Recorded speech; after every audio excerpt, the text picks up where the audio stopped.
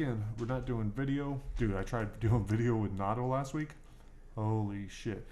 For those of you that were listening, hopefully it wasn't too apparent, but I was trying to babysit my kids and a puppy at the same time. And a brand new and it was past their bedtime, like Jake's bedtime. So the whole thing, man, I had to cut it a bunch of times, and we'd lost our battery. And I was like, fuck the video. I was like, let's just do audio.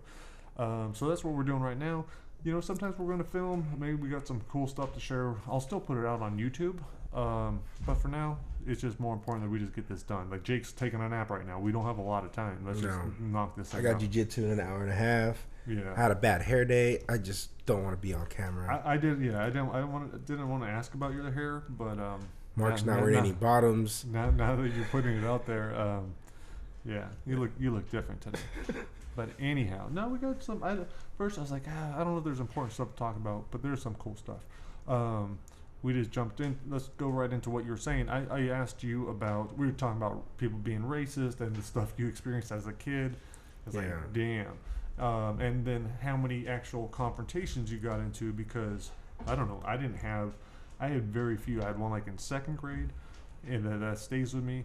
And then one in, I think, 5th grade, and that was pretty much it. And like one with a friend. And those were like the only real, like, there were a lot that were supposed to happen, where we were going to meet the guy. After school, punk. Exactly. There were a lot of those.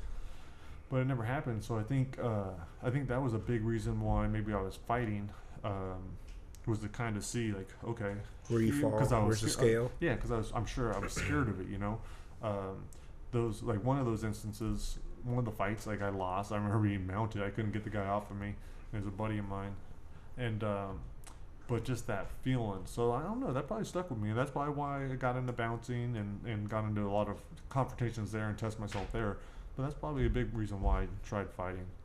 And I see that with a lot of different guys. And that makes a lot of sense. And so tell me a little bit about, because you were saying, what, about 20 fights, you would say? And this is early on?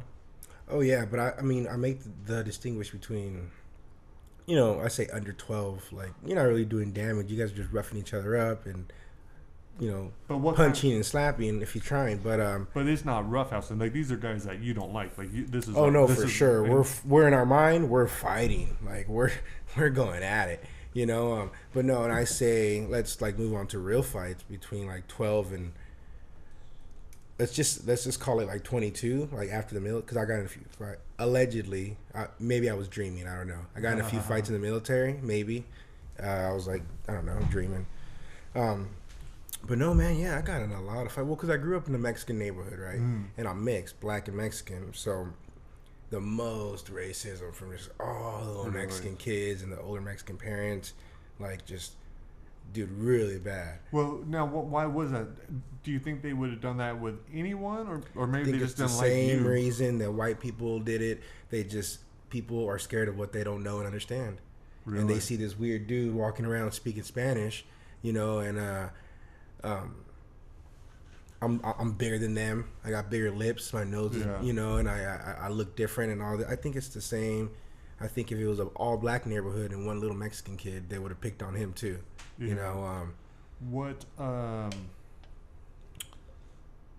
Damn, yeah, that sucked. So what did, like, when do you first, like, kind of remember that? When do you remember, like, not being either being bullied like that or just even just not being involved? Like 6. 6? Yeah, I got slapped in the face with a thorn bush. Wow. By some little Mexican kid, and my sister had to go beat his ass. and so did he just run up and do it? Or was yeah, we were playing, you know, because the apartment complex. I mean, I grew up in like the early 90s. All the little kids were still kind of outside playing, like doing kid shit. Now, we didn't have like iPads and all that or whatever. So, yeah, we were just all kind of out there. And I don't know, I was playing something, and I know my sister was rollerblading or something. So, yeah, he comes up on me and bam! Wow. Across my face. Gives me a pretty good little cut. And then I'm crying or yelling or something. And my sister comes down with her rollerblades and takes them off. And, you know, goes to handle business. She's probably like 8 or 9, so she's bigger, and she's, you know, a black chick, you know, she's like Serena Williams compared to these fucking little Mexican kids. So it was pretty funny. Now, was she getting teased like that too and picked on? So she'd been dealing with that? Yeah, because she was pretty too, and she had nice hair and like similar to Kita. Yeah, Oh, yeah, okay, very yeah. similar to that. Okay.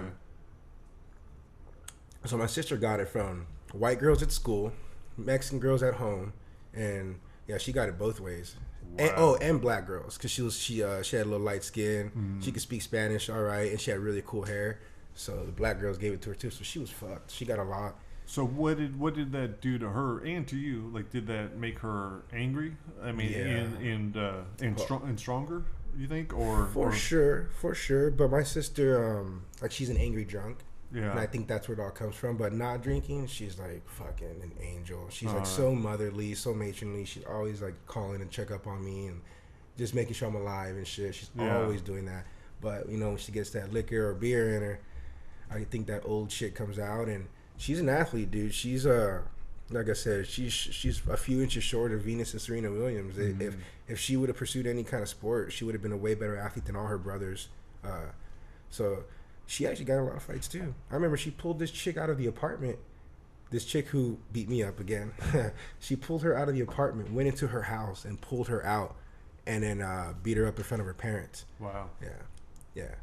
Dude, my sister was legit. That's pretty hardcore. So now, because did you with jiu-jitsu?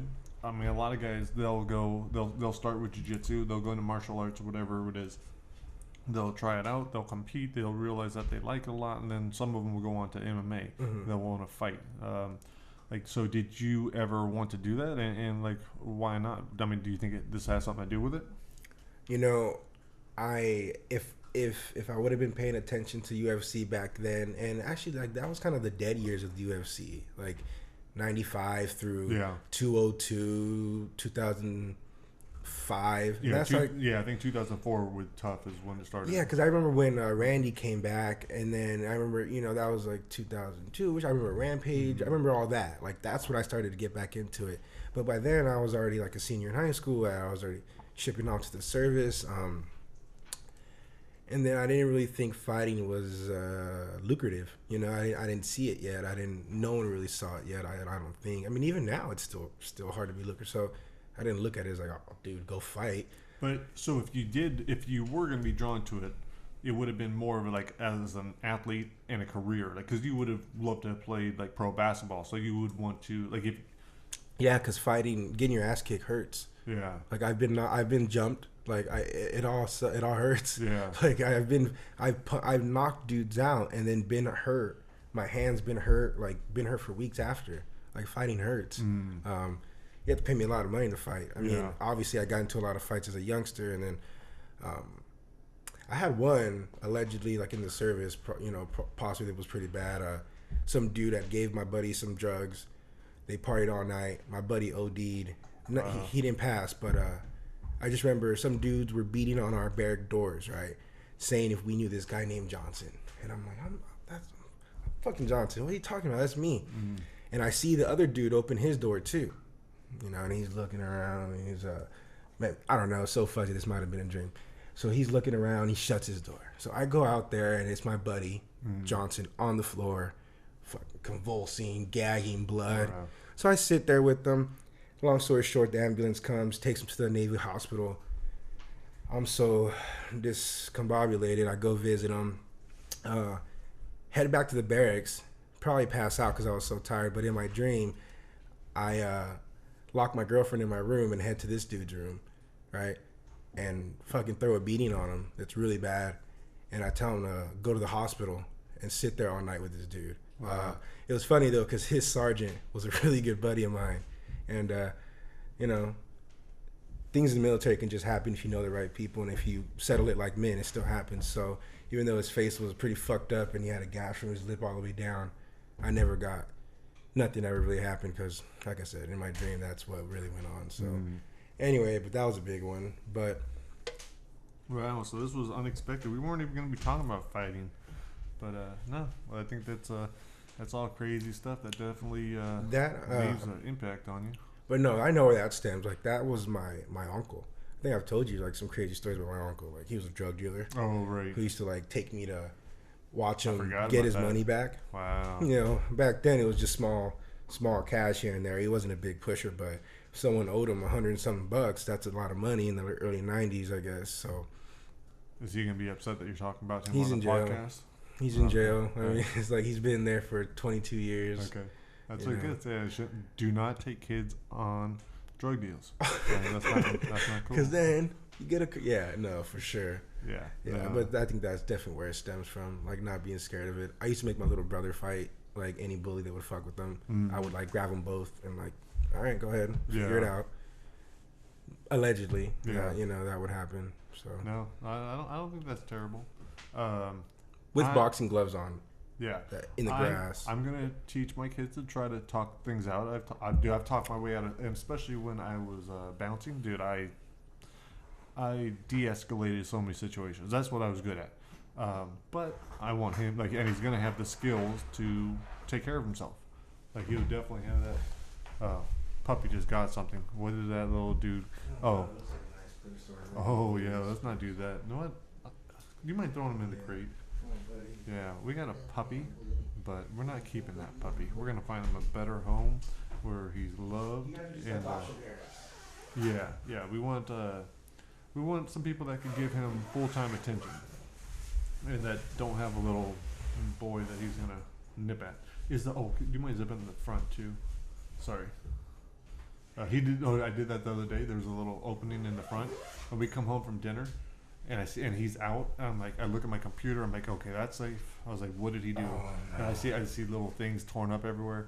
And I go up to Jake's room where I just cleaned his rug that this dog gets shit on. Yeah. And then there's shit all over it again. You got to get rid of the rug. Yeah. I was like, no, I didn't even clean it. I just stole. He needs a puppy poop. I roll around in it. It's kind of nice. I forget it's not. Yeah, I forget my puppy or my pit. He's a big pooper. Yeah. No, puppies are not a lot of fun.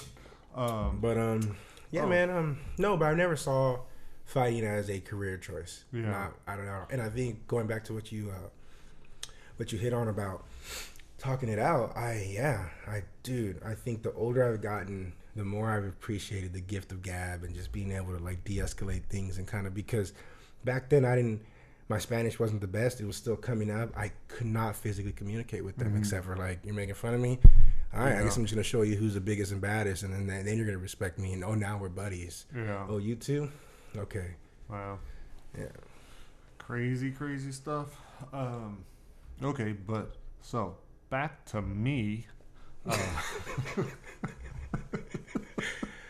Speaking of fighting, your knee, right when we were ramping up training, Mark decides to go be a renegade and not take his training. I'm just kidding. I was sick. I flaked out on you for training day. Yeah. Oh, so that's what it is. So look, I was normally Tuesdays yoga. Nice. Yeah. That's how I get back into it because I don't even do anything on Monday. So Tuesday we start with yoga. It's nice. Ease right into jiu-jitsu. It's cool. Then the next day I feel good.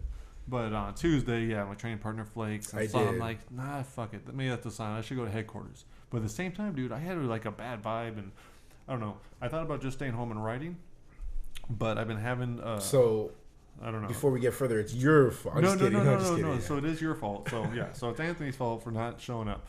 So dude, it was my nieces. It's that time of season. I was like playing with them. I got sick. It was like a quick one, but anyway. Okay. Yeah. No, dude. Whatever. It's your story, dude. It's your story. It's cool. But yeah, no, it was all on me. I went to headquarters. I had a bad feeling. I shouldn't have gone. And then like the whole class was just not good for me. And then I rolled. I got tapped like 6 minutes in. I did something kind of stupid. And then I was upset about it. And I let my ego get in the way. And so I was like, okay. I was like, now I'll go hard. And then I was doing good. I had the guy in a good position, head arm. But I was so focused on getting the tap that I didn't bother that my leg was in lockdown. And then he just took my leg to the side because he was doing whatever he could to not tap, which is what you do, and which I've done, I'm sure, so many times. But so it popped. Dude, I was pissed. But by the time like halfway home, I realized I was like, it's your fault. You're being a fucking idiot. So if you're out there being a fucking idiot, stop it or you get hurt. Yeah. That's the lesson for the day, I guess. And when you're 55, gets. Yeah. And when you're old as fuck like me. I'm just kidding. Mark's 44, you guys. I like to bust his hairy old balls. Yeah, 44. Well, that's really quick though. Let's talk about that because I almost did the same thing. I drilled so hard last night that I had to go outside, sit in child's pose, and pretty much vomit in a little puddle of flowers right there. But why don't we just step off the gas and say, all right, buddy, I'm gonna take this off. I don't feel good. I have this vibe. Like, why didn't we do that? Because why did I go so hard last night? Yeah, that's all you go. Well, that's good. That's good that you went that hard. I think. But I admitted to you earlier. I ate some cookies and milk about 3 hours before, so and like you might have just been punishing yourself. You're like, oh damn, I'm a fat fuck. I got no self control. Yeah, I guess so. I was like, I promised I wouldn't eat these cookies. All right, we nailed it. Podcast over. So that's what it is. No, but you said you felt it the whole time.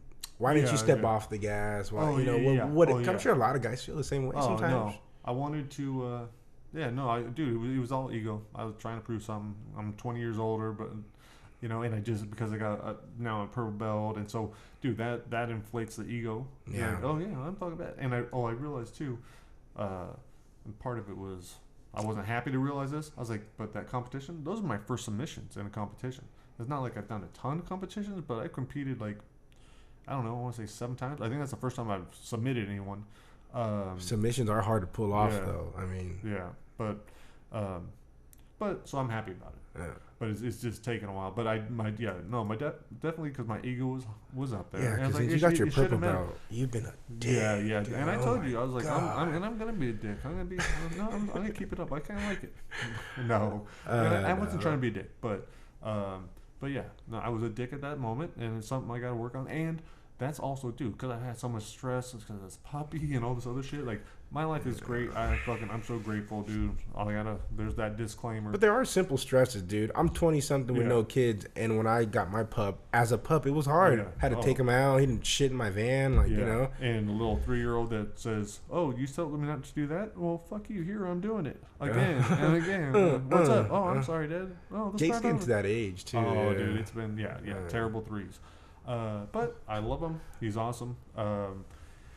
And that's probably me taking out my aggression, because I knew going in, I probably went because I was like, oh, I gotta do something with this energy. I gotta deal with this, because I got a lot of shit building up.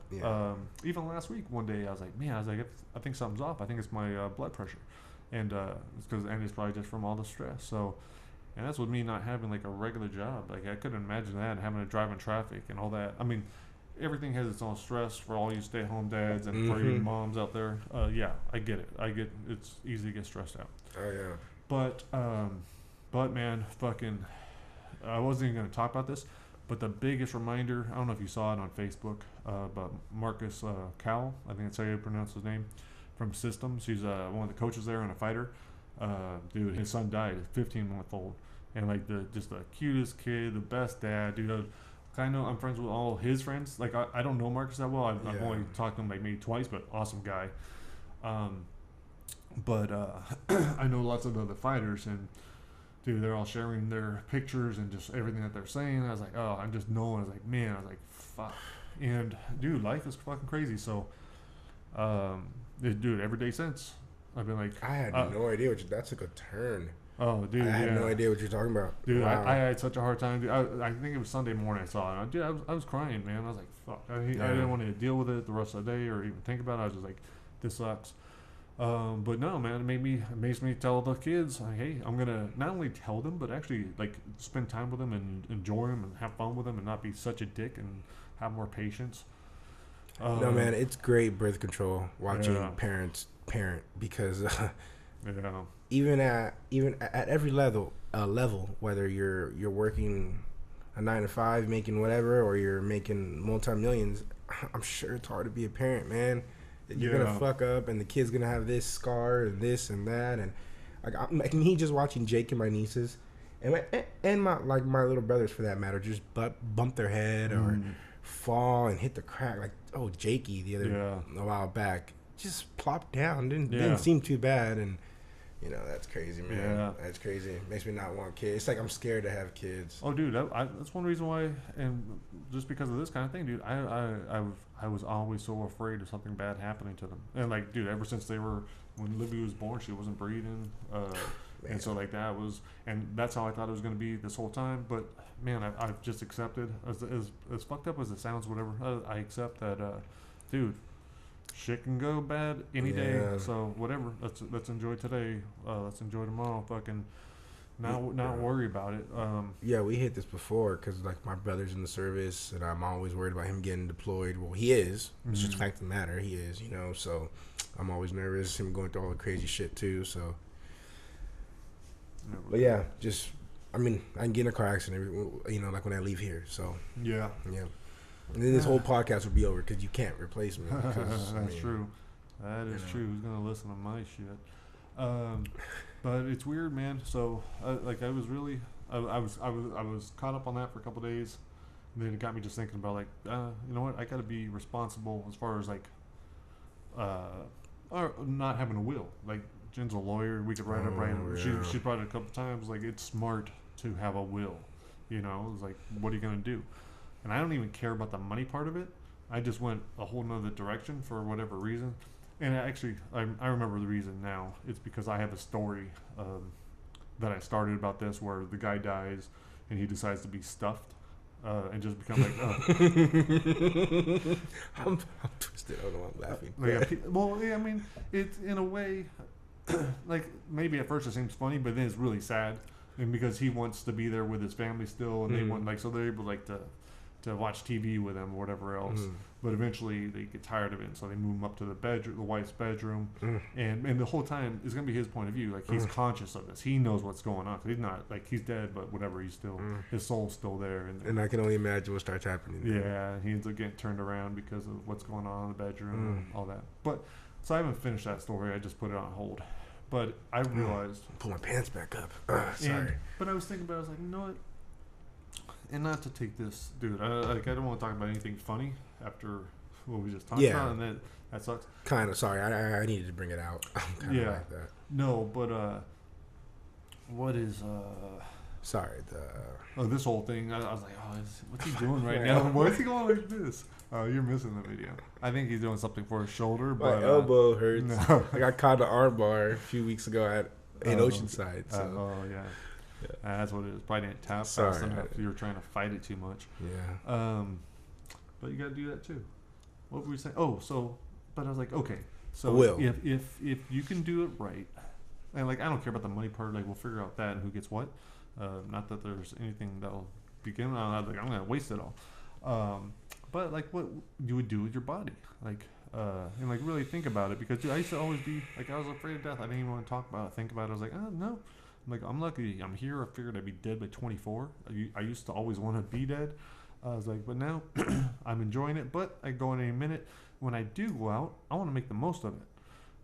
Like, what's that? A little funeral service that maybe not that many people can go to. I was like, that's not that great. You know, but I saw a video of this dude, or some pictures of him, where they kind of like stuffed him, but they just posed him on a chair. So instead of him being in a coffin, he was just kicking it. And but it was a funeral. It was a funeral. Okay. And so everyone's going and they're like hanging it. out. And I think people had drinks and other stuff. And so it was just like, you I think the kid was only like 19 years old. I was like, that's kind of cool. That's what he wanted. Why not do that? So, but for me, what I wanted. Oh, you already wrote it down. I already wrote this down. I'm gonna put it out like an article. I think I spent like an hour on this last night. Oh man. I'm excited. I was like, so I want to do this, and I'm not sure where it's gonna be. Maybe it'll be on a stage, because there's not gonna be a coffin. But I just want to be sitting there. And maybe people come up, but I'll have a pre-recorded message. And so they go, farewell. And I'll update this every year so it's pretty current. I'm not going to say anything nice about someone I hate.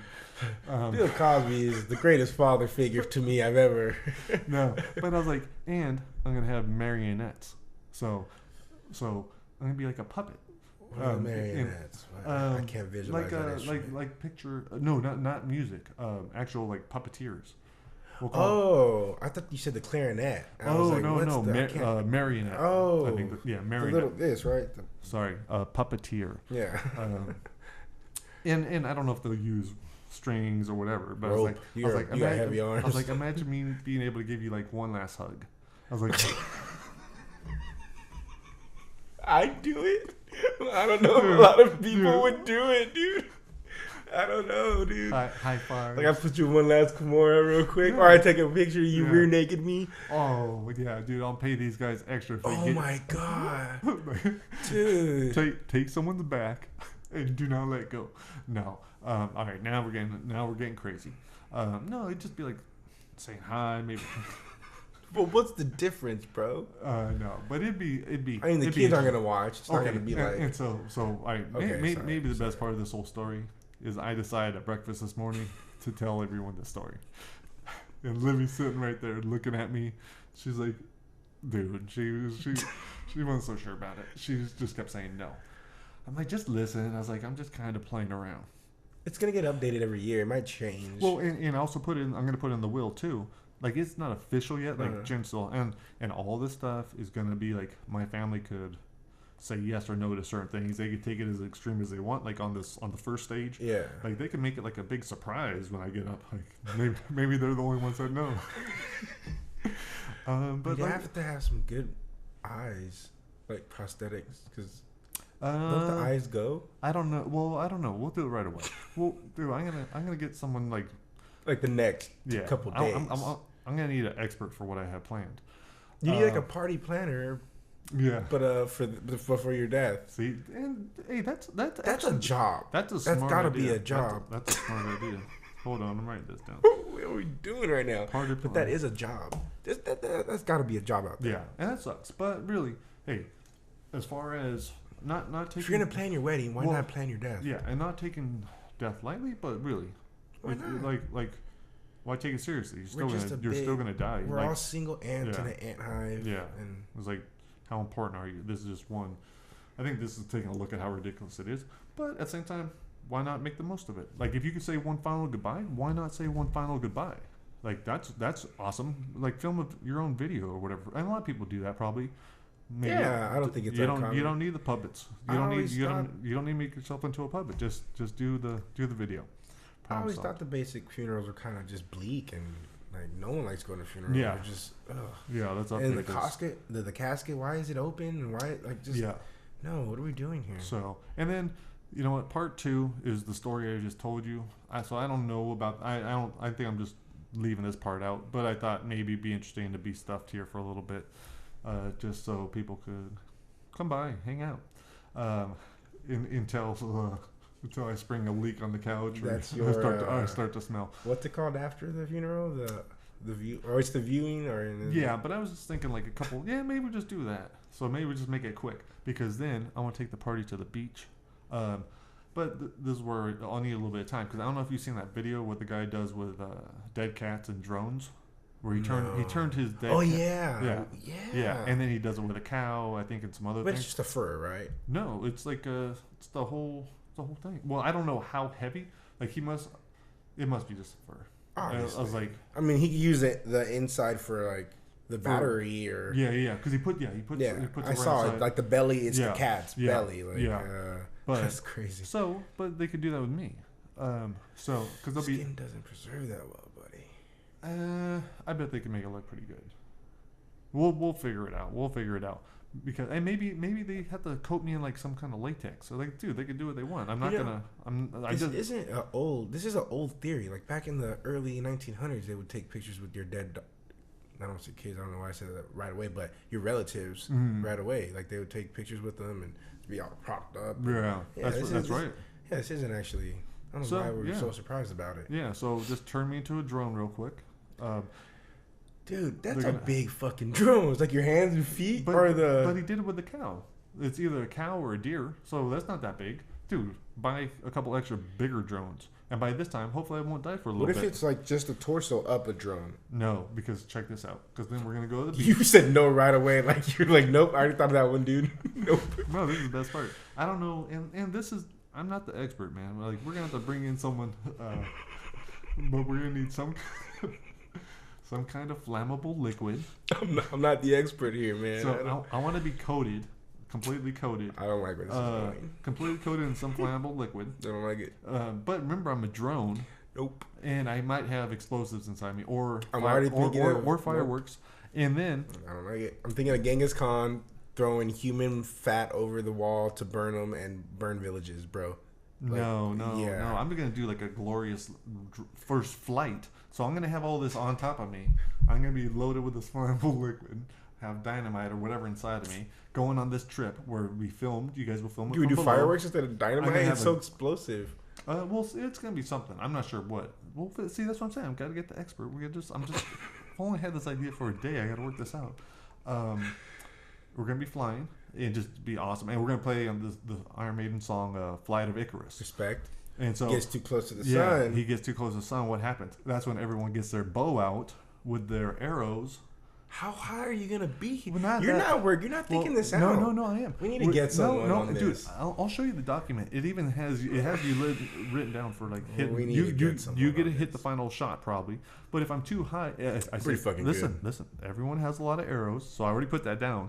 Everyone has plenty of arrows, and if it's too hard, if everyone's missing, then I just fly me a little bit lower, and I still dip down toward the sun, and then go back towards the sun. I forget that it's not like a blimp or a hot air balloon where it just has to get higher. Yeah, you're being foolish. I'm not on a rocket. I will say this though, everything you just said, you're taking bits and pieces from like everything. Movies, like the Scottish would sail the people off and shoot the air. No, I love that's what's awesome. And like the Vikings, they would burn everyone. Dude, that's what all the fiction is. Fiction is just taking little bits of everything. You really blew mine out the park. I just wanted to be like a tree. Like you seen the thing on Facebook where they put you in a bag and some soil. I think that's pretty. I think that's cute. I think that's. No, cool. Buddy, that's why we're friends, because yours is like we're gonna go to Mark's, and then maybe a few years later, Anthony was like, "Damn, they were different people." But just imagine that though. Imagine being able to just be like, you know what? He wants me to do this, so let's shoot at him, and you could even use my crossbow. Maybe we could use the crossbow. Who knows? But I don't know. I don't know how we make it work. But we'd have the button to blow me up when I'm headed towards the sun and just explode over the ocean. I'll be honest. That's dope. If you weren't so much of a friend, I could probably see it happening. But I wouldn't want to see an arrow pierce through your formaldehyded, whatever it's going to be called, skin laced with whatever. But how about this? Like I said, we throw out the dynamite. It's very war-ish, all right? We throw that out, C4 or whatever. We throw that out. We throw out the bows, but we put in Disneyland type fireworks. They're gonna say something like goodbye, love you guys, Livy, fuck everyone, you guys are fucking awesome, whatever. I don't know how many words. That would probably be less traumatic, and because exactly, your body's just gonna it's just boom, that's it. That's cool. We might need some explosives to make you go kapoof. Actually, I don't think fireworks can do that. No, I probably just. So, what about like a couple M80s? We don't really need it. The part that I really want, like, I like the blowing up part, but I really want to be on fire for a while, like headed towards the sun. So I want to make it look. It's because that's when the song will be ramping up. We're gonna have a lot of money issues here. Jen's gonna have to work overtime. That's part I forgot, dude. That's part of the first part. Because the Filipino tradition of putting dollar bills or dollars on dresses. I was like, people can stuff that shit down my pants, dude. At the first, right? A lot of things to consider. or my shirt pocket, whatever. Like that's just how you say I want to help. What I love is that I've never in my life had this conversation before. That's what. Yeah, good stuff. I can't even. There's Jen. She knows. Jen, how did Livy take my talk this morning about what I wanted in the will? She was disgusted. But I think Jake was down. I think the part about having your body explode over the ocean with body parts flying everywhere kind of freaked her out. And that's what I said. I wanted him more so to get rid of the explosives and do fireworks and just dissipate right away. Exactly, because if there's like bloody chunks of body floating around, but we already said we would need some type of at least M80s or something, because explosives won't generate the poof. Yeah, so and it might only be my maybe skin. Maybe some sort of super cool laser beam that like atomizes everything. See, I don't know. I don't know if he's worth that much. I don't think he is either. It's like, we don't need to do any of this. You guys are going on vacation. It's going to be a really, really long time from now, so maybe the technology at the time will be... And it's all going to be filmed. You guys make a cool-ass video. And like I said... That's true. We'd make a lot of money on YouTube with it. Yep. YouTube. You make it all back. Yeah. Yep. Yeah. Let's kill him now and do it. Let's do it. I'm down. Well, what's the word? I've been using it earlier. You're a lawyer. We can't just say that. Yeah, no, Allegedly. Yeah, there you go. Just joking. Yeah. If I die, if he dies anytime soon, it had nothing to do with me wanting to blow him up. It ends up on YouTube. No, I'm just happy that I, in my life, can say I've had this conversation now. Yes. With married people, sensible married people. Yep. That's beautiful.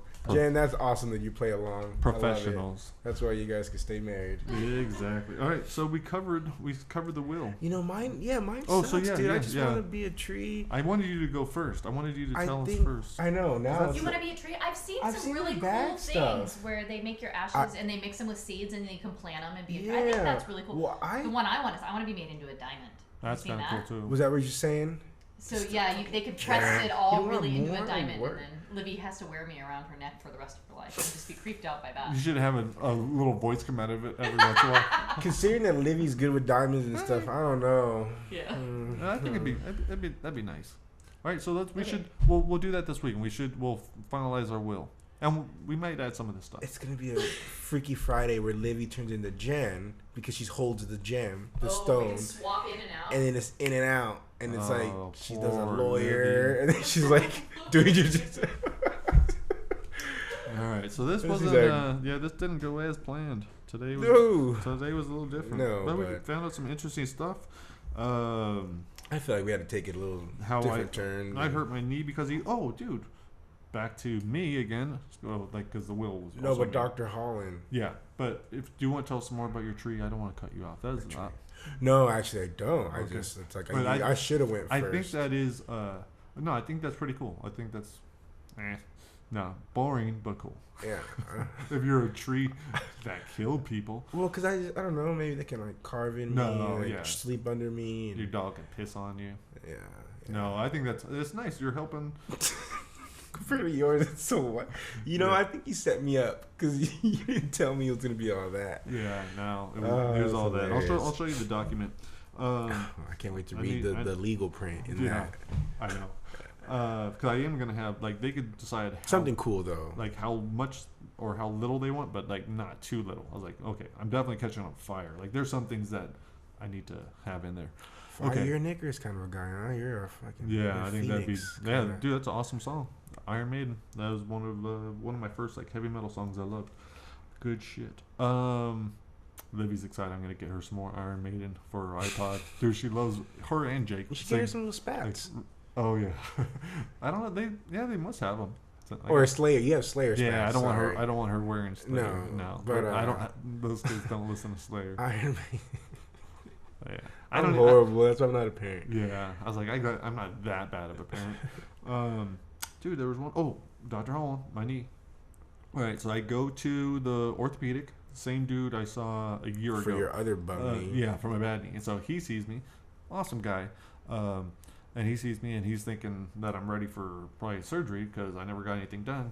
And I was like, no. I was like, actually, it's feeling awesome. I was like, I've been, I think I've done 4 or 5 competitions since. Yeah. I was like, I just got off a good win. Blah, blah, blah. All I did was really rehab it with yoga. And I was like, and it's been awesome. And I said, but I do want to do physical therapy. I'm going to do it with Mike Coe. Yeah, because Jen's been doing that for a while. She's been, she I helped her see the importance of it, and she's making me really see it because of all the stuff she's doing. It's awesome. So yeah, if you can get to a good physical therapist like Mike has at their place, that's great. So I'm gonna do. So that's why I had already written down too that morning or the day before on Tuesday when I went to headquarters. Mm-hmm. I want to make an appointment to do that, and then my knee happened, and so. But he told me about my knee. He's like, wow. He's like, that's crazy. He's like, you're nuts to be doing that, and. I think he might have also said I was a beast. So I was like, that was kind of cool. Mm-hmm. Oh, that was nice. Yeah. Made me feel a little bit better. But and he checked out my right knee. Said I probably tore the meniscus. We'll do an MRI and blah blah blah. Figure it out from there. But I was like, all right, cool. Cause dude, it hurt, man. Like trying to I iced it and had a brace on almost the whole entire time, even sleeping. Cause if it moved too much, it would just kill me. And if I bent it too much, it was like holy shit, like getting nauseous type pain. But I realized what happened last time. Dr. Hall, even though I had the tear, what really, really helped a lot was, dude, the fibula head had popped out. And so he had I think that's what it is. The fib and tibia down there, yeah. One of them had popped out, and so he had to slam it back into place. And it was like, oh my God, dude. It was just the worst pain I've ever had, I think. That sounds horrible. And then I had to have it done a couple times because it kept kind of coming back out.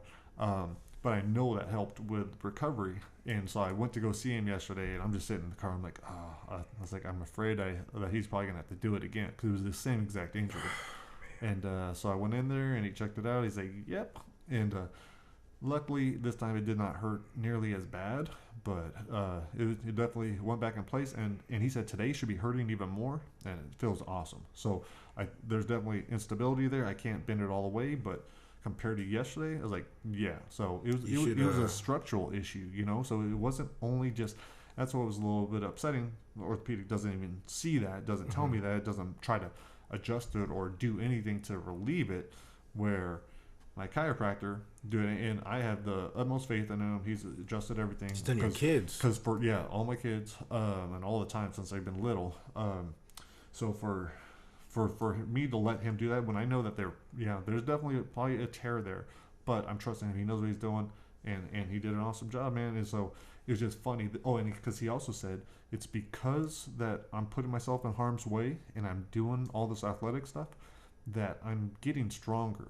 Like he's like, there are people your age that hurt themselves worse than this, like stepping off the curb, you know, and just doing whatever. And it's like, and their bodies just aren't ready. He's like, think about what you're putting your body through. Like you see the bruise on my whatever, what is that? My trap. Like, dude, I put myself through some bad stuff that day. Luckily, only my knee went.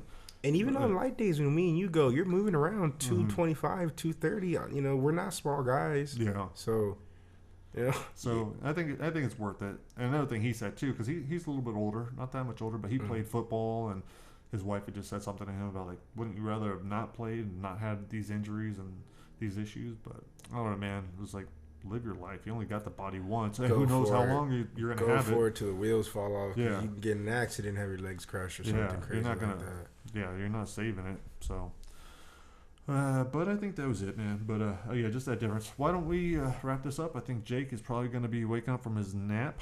You got to teach your class. I should mess with these kids today. Yep. And then, man, we are on the last chapter of Brightside. This is awesome. Chapter 19. Nice. Yeah. And so for those of you that have been paying attention, there will be, as soon as I'm done with Unlocking the Cage, I'm going to jump into Try Not to Die in Brightside, and then also the Brightside sequel.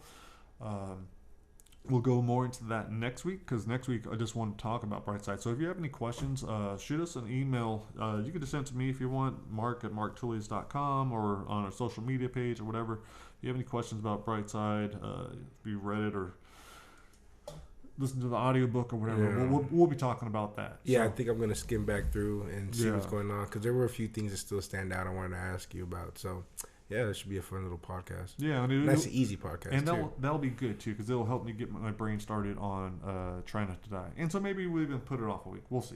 Yeah, who knows? We won't. We never did that political one. And you know why? I said, fuck it. Because I don't want to deal with anything negative right it's now. A lot. It would have been a lot, especially with my mouth. Maybe I would have said something dumb. Yeah, I'm just like, you know what? Dude, I'm so much happier I cut out the social media, a lot of it, and like maybe it's not the best thing business wise, but I don't even care. I was like, I'm happier. I think your books are doing what they need to do, man. Yeah. You mentioned we were talking earlier about 25 ways or 25 perfect days. Oh, dude, a review yesterday. Yeah. Well, I had a great response from a friend that I respect his writing, and he was saying some great stuff about it, and there's another great review. But yeah, man, so it's always cool, because sometimes it has such a strange format that people either like it a lot or they just don't get it and don't like it. But that's cool. I'd rather have that. So, but yeah, so next week maybe we'll talk about writing. We'll see how things go. I can't wait to get, with the injury. It's like, okay, it's not a big deal. I have to lay off the jits. We're gonna just focus on yoga and be perfect. And then also I called my tattoo guy, so I want to get the back tattoo started. Which is probably really perfect, because we were talking about the digital, whatever we're gonna put out. I'll call it a DVD, whatever we're gonna do. we hit yoga hard and we actually keep hitting it hard, Yeah. throw in some kettlebell movements and get our strength up, then we'll start shooting. Cause I need you. Yeah. You know, I need another big guy. But anyway, we'll talk about all that. And I want to look sexy. Yeah, so I better start training. All right, cool, man. All right, here it is. T. Quill, who did an awesome job with it. Hope you guys have enjoyed it. Chapter 19 of Brightside. Later. Chapter 19. Most of the lampposts in the park are lit, but a couple have been shot out, glass scattered beneath them. I make it to the square. The streets are so quiet and empty, it's creepy. It must be because of the curfew, which makes me realize trying the deli is pointless. No one is going to be there, so I head for Lodge 2. I have to cross the street, but otherwise, I try to stay up against the buildings. There's a boot up ahead. He's scraping something off his sole, gum or something. I crouch as low as I can without putting my ass on the ground. It puts pressure on my ankle, but I can't be seen. The boot is hopping around on one leg, losing his balance. I slip around the corner, cross in between two buildings. I start to take a left when I hear this faint buzzing sound. There's a security camera somewhere. They must have realized most of them have been disabled. I wonder how many are back on. There's a fence to the left. It's about 5 feet high.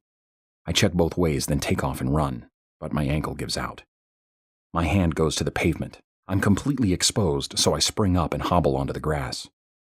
I climb the fence, flinging my body over the top, and land on my side to protect my ankle. Lodge 2 is just over a small hill. I creep towards it, see two boots out front. They're armed and trying to look real serious, even though no one is around. I figure there must be a camera on the front door. They're being watched, which means I need to find another way in.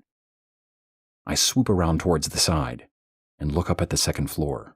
There's no way I could climb it, even with 2 good ankles. But the first floor offers opportunity. There's a window, and it's slightly open, which is odd in this cold. I move in closer and hear voices inside the apartment. A woman says, "I told you I was sick." A man says, "Oh, believe me, I know, and it's disgusting." I duck walk the rest of the way, praying there isn't a camera. I get to the ledge and slowly lift my head up over the sill. The living room is empty, just the same shitty furniture as every apartment in Brightside. The bedroom door is closed, and so is the bathroom. They both have lights on, which spills out under the doors. My breath is streaming fog, and I can barely feel my fingers. I look at my watch. I only have 5 minutes to make it back. I'm already behind schedule, and I haven't even made it to the second floor.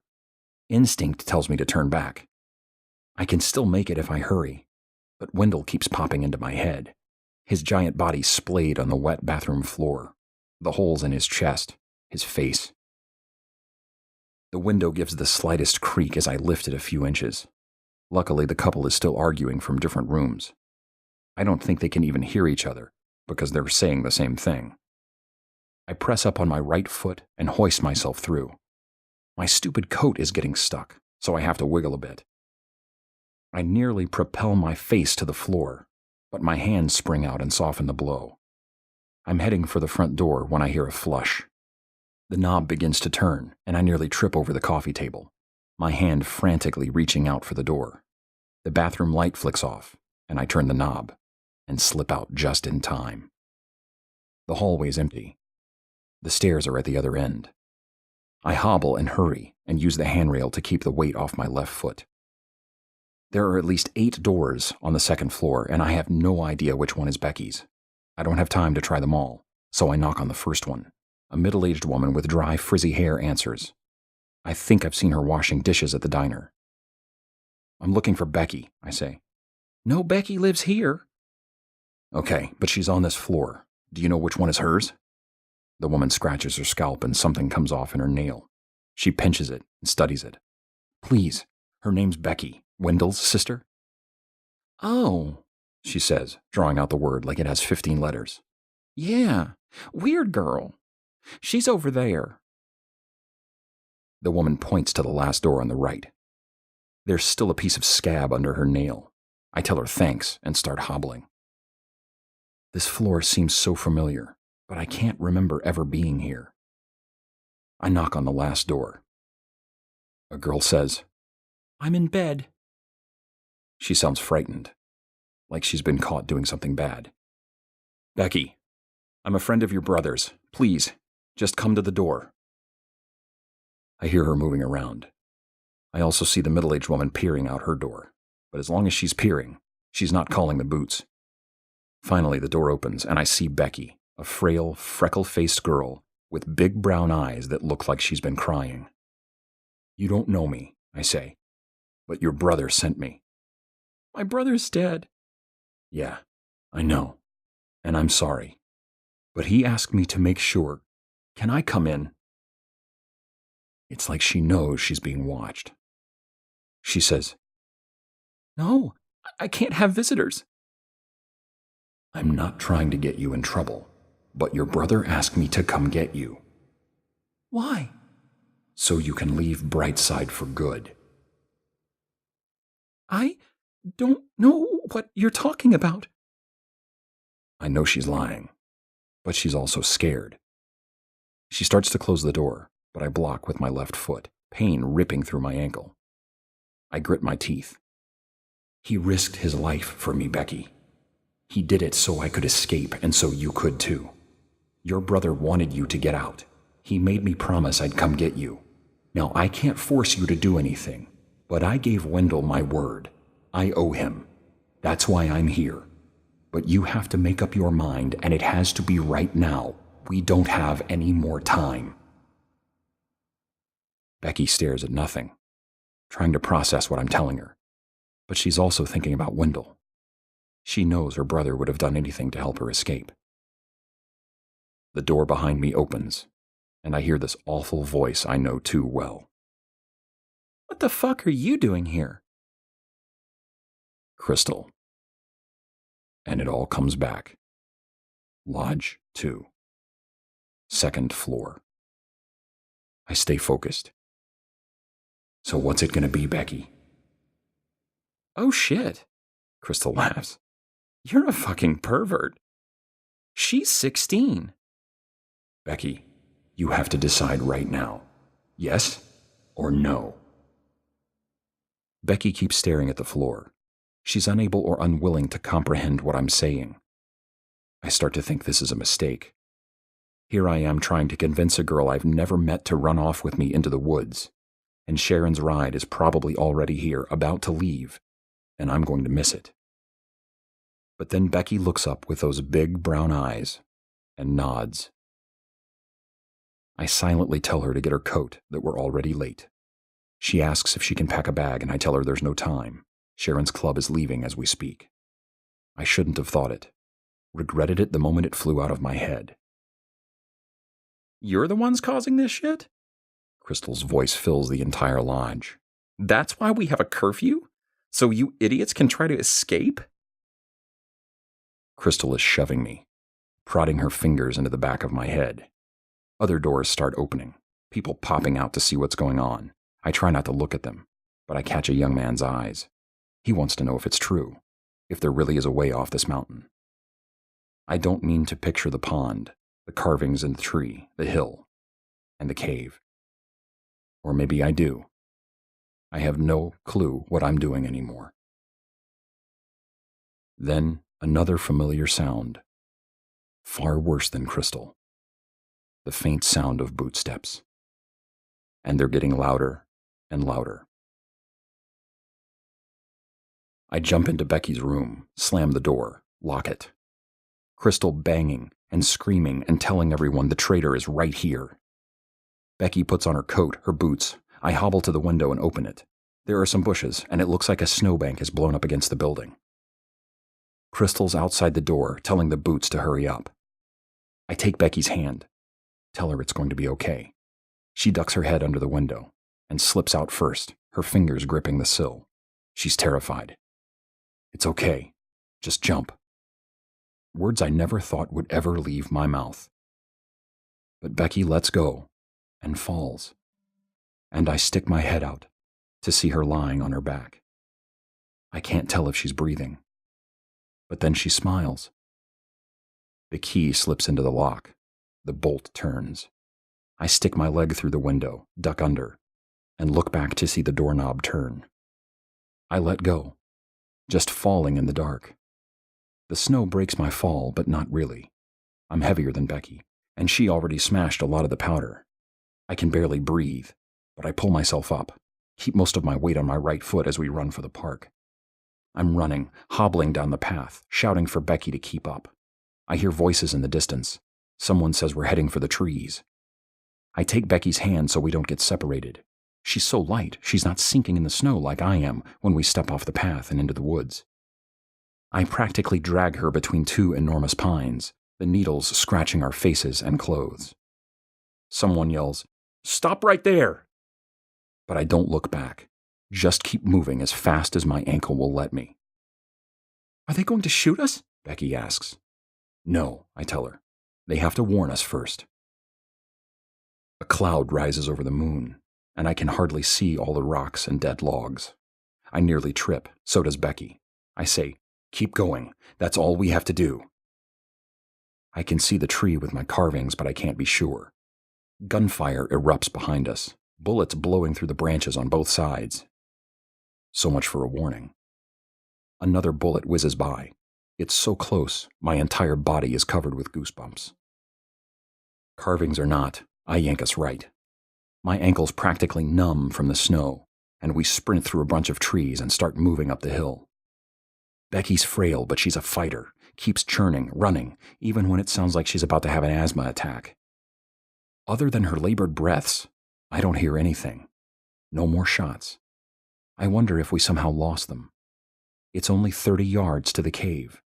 I squeeze Becky's hand and keep pulling her up the hill until we hit the rubble. I look back, expecting to see a dozen boots storming like it's the beaches of Normandy, but no one seems to be coming. I realize Wayne's body is missing too. I know he didn't just stand up and walk away, though. I saw the bullet enter his psychotic brain. There's a 3-foot-wide path that leads to the trees. The Brightsiders must have dragged him away to keep the boots off our trail. I lift Becky over the remaining rocks blocking the cave, set her down in the darkness. "What is this?" Becky asks. I silently tell her to be quiet. I'm not holding her hand, but I know she's trembling. I reach into my pocket for my keys, but my fingers are so frozen I can't keep a grip. They cling around on the ground. I kneel, put my hands on the cold dirt and sweep them around until I hear a jingle. I pick up the keys and hold them out in front of my face. I can't see anything but black. "I want to go home," Becky says. "Hold on." Danny's little flashlight clicks and shines across the ground. I see the rusty steel tracks. "We just have to follow these. Come on." Becky wraps her hands around my arm, and we start moving. The wooden beams creak as we descend down the belly of the mountain. The tunnel splits after a few hundred yards. I take us right. I silently tell Becky what part of the mountain we're walking under, even though I'm not entirely sure. I just know she loosens her grip a little. She asks if this could collapse. Out loud, she asks, "How could anyone find us if it does?" I cover her mouth. There's someone coming. They're ways behind us, but not that far. I silently tell Becky we have to run. I'm pretty sure she's nodding even though I can't see her face. I quicken our pace, remind her to tread lightly, to keep quiet, even though I can't. The numbness in my ankle has worn off, and the pain is searing. I keep dragging my left foot no matter how much I try not to. It's scraping across the rocks and dirt and echoing so loud. Becky takes the flashlight, which lets me balance better. I put one hand on her shoulder. "How much farther?" she asks. I honestly don't remember. It's been 2 weeks since I've stepped foot in the mine shaft, but I don't think we have far to go. But the boots are getting closer. I can't tell how many of them there are, but it really doesn't matter since I don't have the shotgun. Suddenly more voices. Familiar ones, but not from behind. They're just up ahead.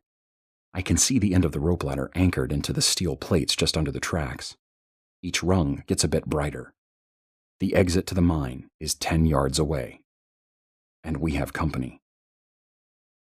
Danny and Sarah are standing at the edge.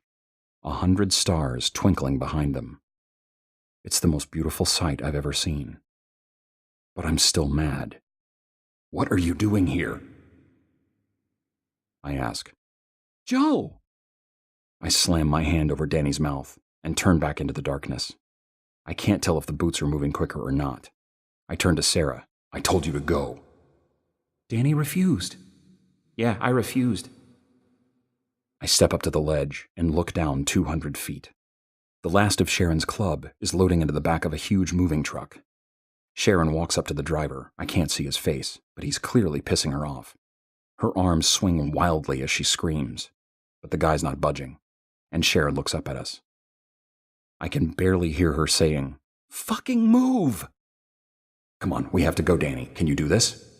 Danny nods and gets down on his knees. He grips the rungs. Little by little, he crawls backwards, down over the ledge. Sarah is telling him to be careful. He's almost vertical when he just stops. Sarah's eyes pop. What's wrong? She asks. Danny must think he's outside now, hanging off the ledge, that he can talk as loud as he wants. I found your gun, Joe. Danny, be quiet. Danny's face turns red. I silently ask him where it is, and Danny's head jerks toward my left. I fear he's going to fling himself right off the ladder. There it is, up against the rock wall of the tunnel. American metal. Dad's gift. I walk over and pick it up. The boots are getting closer. We all hear it. Danny, you have to hurry, Sarah thinks, but be careful. Danny keeps climbing down, and I tell Becky to go next. I don't know why I think she's going to have a problem with this after she's jumped out her window. But it's a short fear. She drops to her knees and descends like she's been living in a circus. She even has to slow down to keep from stepping on Danny's head. Sarah and I lean over and watch them like two proud, nervous parents, but reality comes screeching back when I see the flashlights. Sarah, you need to go, now. Sarah struggles more than Danny or Becky, but soon she's over the edge. I've got the shotgun aimed down the tunnel. I give a quick look back over my shoulder and see Sarah staring up. Joe, come on. I'll catch up. Don't worry. Keep going. My fingers tight against the trigger, and it feels good. It's not just the gun anymore. It's our savior and protector. And it's going to make sure Sarah, Danny, and Becky make it to the truck. I hardly know Becky, but I'm glad she made it. I only wish I could have brought more. It feels wrong to leave so many behind, but there's nothing I can do. I slide over to the rock wall and lean against it, try to stay out of the moonlight. I don't want the boots to see me and duck back, turning this into some prolonged gunfight. I'm too tired and sore, and I don't have enough ammo. 200 feet down, that's all that stands between me and home, wherever that might be. The boots are arguing with each other. They're telling one to shut up. They must see the ladder, because they've stopped moving. The flashlight clicks off.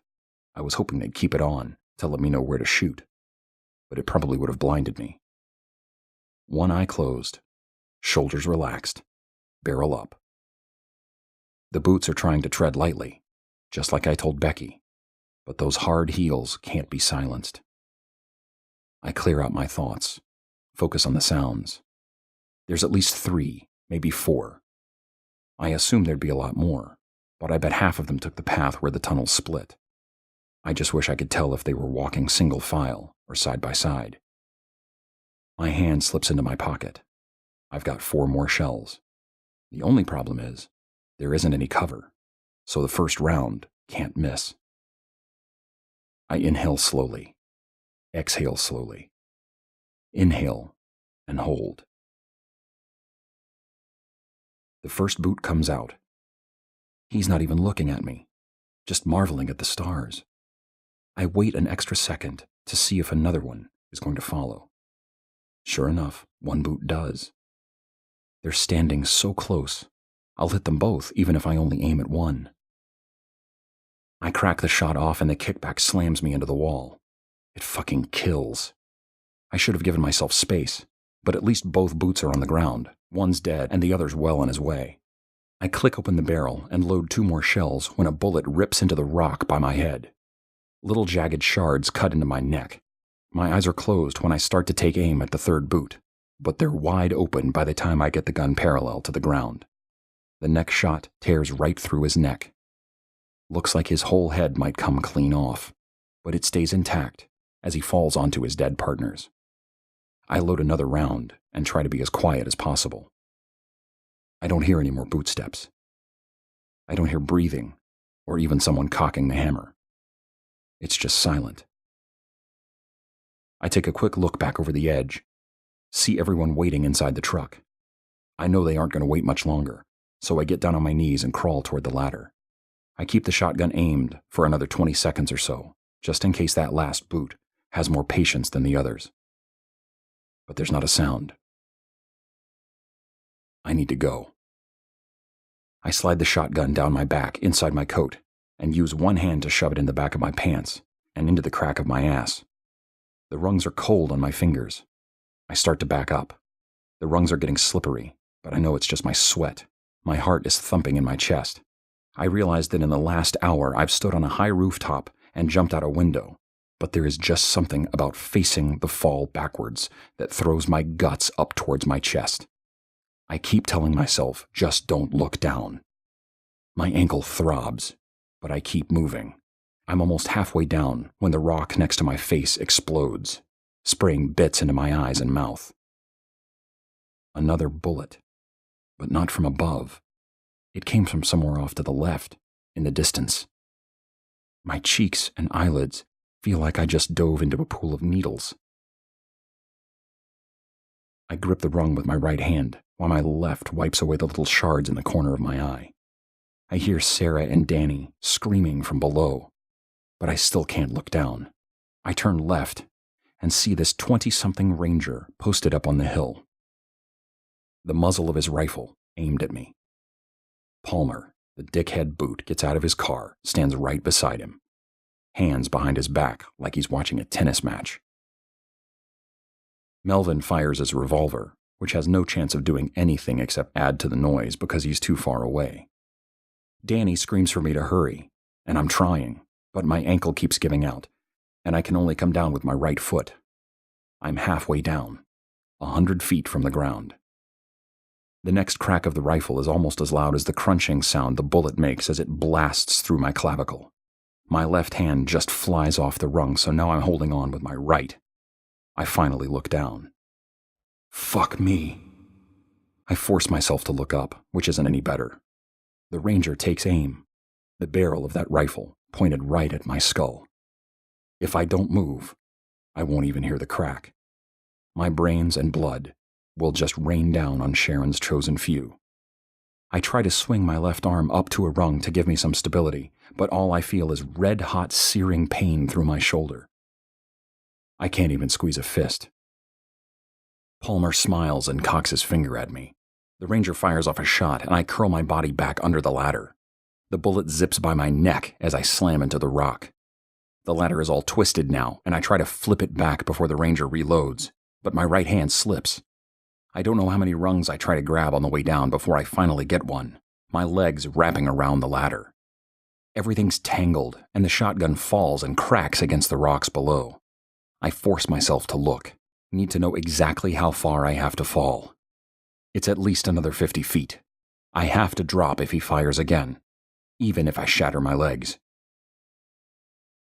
I look out and I see the ranger and Palmer enjoying themselves. But I'm enjoying something too. Melvin has moved into position. They don't see him. The ranger reloads. Palmer gives him the signal. I see my left leg is over the rung, meaning if I let go, I'm just going to flip upside down. I try to pull out my leg, but it's impossible with only one hand. My left is just hanging at my side. Another shot fired, then another. I squeeze my eyes, wait for death, but it never comes. I finally peek and see Palmer and his ranger both slumped over, both dead. Sheriff Melvin is making his way back towards the truck. My right hand is starting to lose its grip, but my left leg is still over the rung. I pull up with everything I've got and jerk my leg up and free myself. I take a second to catch my breath. It's just 50 feet. I can do this. It's slow and painful, but I'm coming down, rung by rung. Only 20 feet to go. I take a small break, look out at Danny and Sarah, expecting to see smiles or them running towards me, but everyone is just staring up. It's not good. 6 boots, all poised at the edge of the mine shaft, each one armed and pointing at a different target. Sheriff Melvin is running, but he's still too far away. I start to laugh. Why I thought the worst was over, I haven't a clue. "Fucking do it!" I yell. "Just fucking shoot me!" Then comes a slow rumble. A stampede of 100 feet mixed with wild howls. It just keeps getting louder and louder until the entire night is filled with its primal roar. The boots come flying off the ledge. Arms and legs flail against the laws of nature. They pass me one by one, each smacking like slabs of meat on the rocks below. I look out at Danny and Sarah. I've never seen them so happy.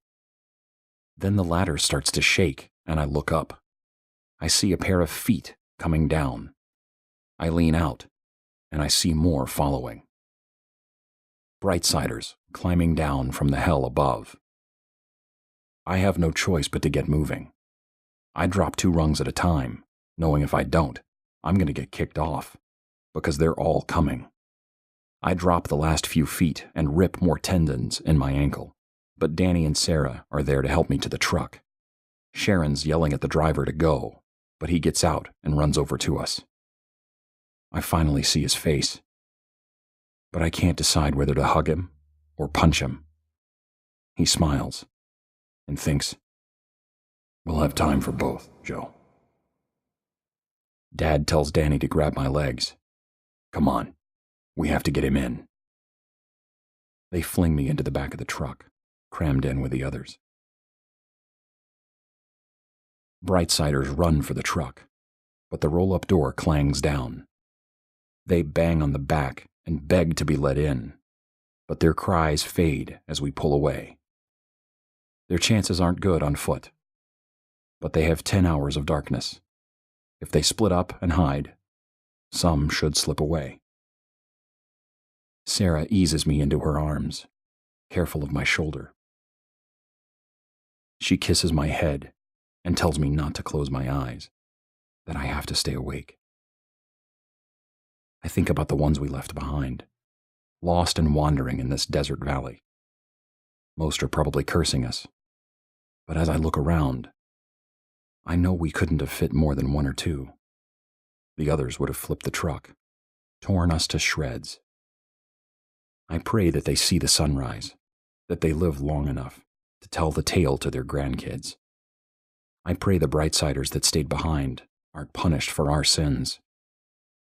I hear my prayer echoing in the minds of everyone around me. We're the lucky ones. Sharon's special club. But I realize it's my club too, as Becky slides her foot against mine, and Sarah pulls me into her arms. Sarah whispers, "You did good." I nod and try to tell myself she's right, but I can't stop thinking about Rachel and Wendell and Crystal and shh, Sarah says. She's pointing at Danny, sitting by the door, eyes closed, humming along to the sound of the tires. He's not thinking about anything, just humming, his mind as tranquil as the farthest reaches of space. I don't even realize I'm laughing, but I can't stop. My head flops back, and Sarah has to move out of the way. The others stare at me like I've lost my mind. Maybe I have, I don't know. But I'm not alone. Sarah's chest is shaking into my back. She's trying to control it, but I hear her giggle. It spreads around the truck. Becky starts to ask what's so funny, but it takes her too. She covers her face and throws her head into Danny's arm. He snorts, and what started out as a little stream is now a raging river. All of us doubled over, wiping our tears, cackling like maniacs, and no one has any idea why. All we know is that right now, there's not one single thought in this truck. For once, we're actually free. This has been Brightside, written by Mark Tullius, narrated by T. Quillen. Copyright 2012 by Mark Tullius. Production copyright 2016 by Mark Tullius.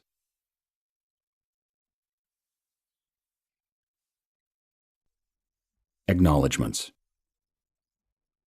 I owe special thanks to the following people: Tom Spanbauer and Michael Sage Ricci, who taught me to believe in my writing and embrace my true voice. I will forever be grateful. Anthony Spack, the genius editor I plan on working with for as long as he'll have me.